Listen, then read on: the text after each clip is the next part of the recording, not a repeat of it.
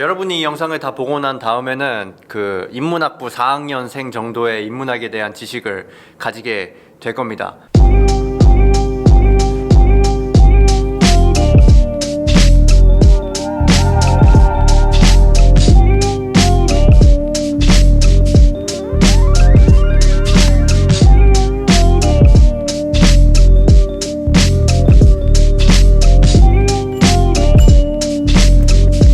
가격은 어느 정도 돼요, 그거는?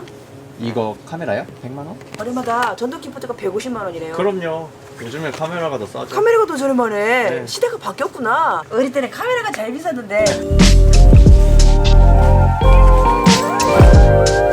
유쾌하십니다, 아주. 이 영상을 보면 인문학이 이해된다고 했는데 어디까지나 제 기준입니다.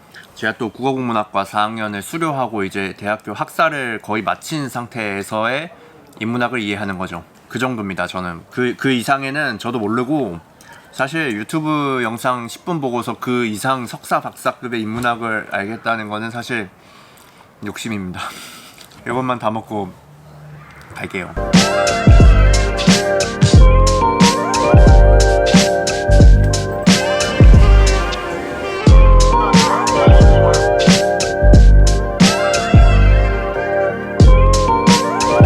우리 학교입니다. 우리 학교. 진짜 몇 개월 만에 오는 것 같고, 물론 지금 사람은 없고 텅텅 비어 있지만 뭔가 새 학기의 그 설렘이 벌써 느껴지는 것 같아요. 약간 저 같은 대학 고인물들만 느낄 수 있는 그 설렘. 이제 개강을 하면은 저 빼고 다 느낄 그 설렘을 미리 느끼고 있습니다. 오늘 왠지 이 인문학 얘기를 하려면은 학교에 와야 될 것 같아서 한 걸음에 달려왔고, 사람이 진짜 없네요. 도착. 빈 강의실에서 후딱 찍으려고 했는데 비어있는 강의실이 여기밖에 없어요. 뭔가 되게 그 엄청난 강사가 된 기분으로 한번 시작해 보도록 하겠습니다. 너무 큰데?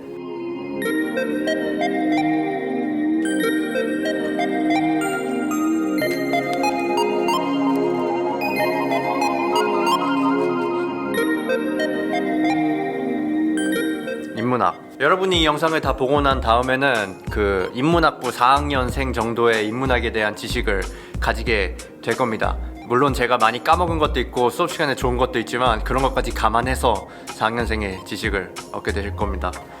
빠르게 4년을 달려볼게요. 인문학이 대체 뭔가? 인문학, 영어로 뭐죠?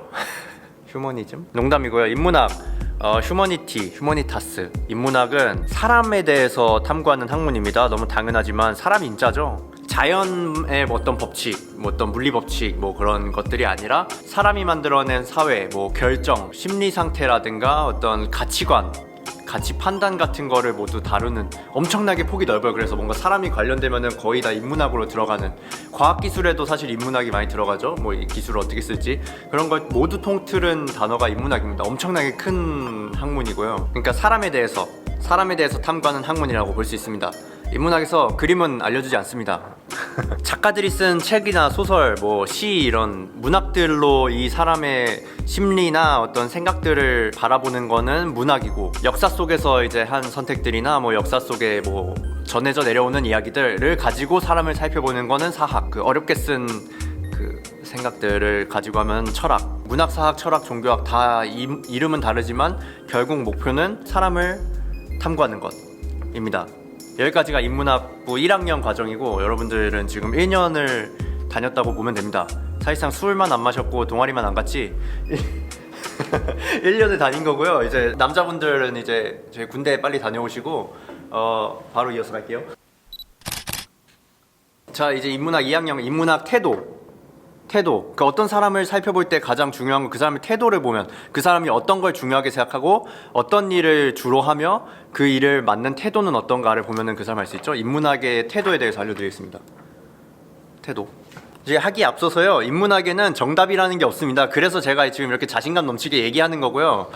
자, 태도 1번 빠밤. 솔직해야 됩니다. 인문학은 솔직한 게 최고입니다.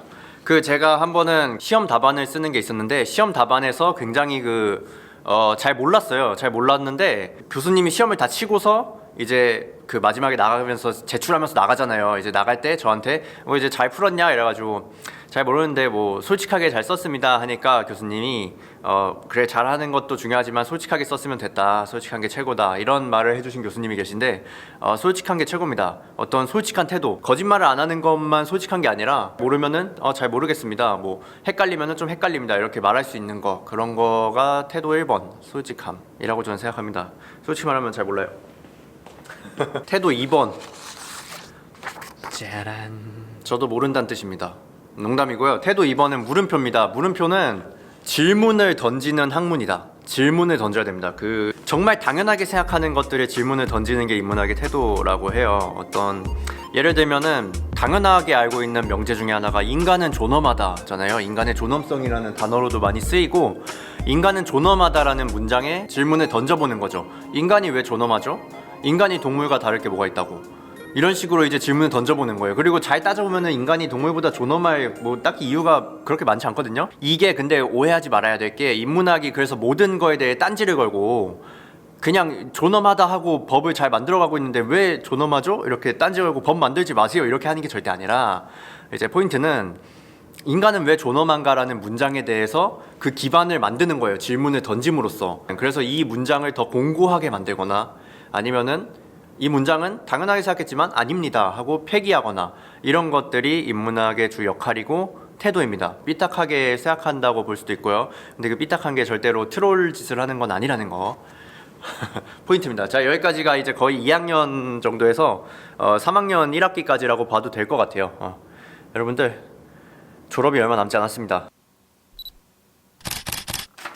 오케이, 3학년 2학기쯤 되면 이제 레포트를 써야 돼요. 레포트를 굉장히 그 논문처럼 잘 쓰는 게 중요한데 레포트를 쓰는 심정으로 제가 한 가지 예시를 들어드리도록 하겠습니다. 이런 문장이 있습니다. 진심은 통한다. 진심은 통한다라고 우리가 자주 얘기하고 어떤 그렇잖아요. 진심은 통한다. 그 쑥맥이 되게 쑥스러워하면서 이렇게 마음을 전달하고 이렇게 막 떨리는 목소리로 사실 너를 좋아했어 이런 진심은 통한다.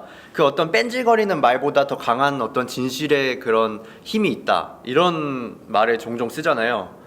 저는 씁니다. 어쨌든 너를 좋아해 라고 하는 고백 장면을 예로 든다면은 너를 좋아해 라고 하는 진심 여기에 이 나는 너를 좋아한다는 여기 그대로 있는 요 내용 어떻게 보면 진심이라는 건 내용이고 내용과 이게 상대되는 뭐라 그래? 어쨌든 이 반대편의 개념이 형식이에요. 형식과 내용이죠. 내가 입을 통해 하냐, 글을 통해 하냐, 전화를 통해 하냐 등등 그 형식. 근데 이 사실 진심은 통한다라는 게 내용이 요게 중요한 게 아니라 요 형식이 중요하다라고 생각을 해볼 수 있는 거죠. 요거는 제 이론인데 자 이제 예를 들면은 이런 거예요. 나는 너를 좋아해라는 진심은 솔직히 아무나 다 갖고 있다고 봅니다. 대부분 이제 연애를 시작하려고 할 때 나는 진짜 얘를 좋아하는 것 같다는 진심을 정말 많은 사람이 갖고 있잖아요. 근데 그 중에서 통하는 진심은 그 진심이 잘 전달되는 형식을 빌렸다는 거죠. 제가 아무리 어떤 여자를 진심으로 좋아한다고 해도 그 고백을 이제 카톡으로 하면 통하겠습니까?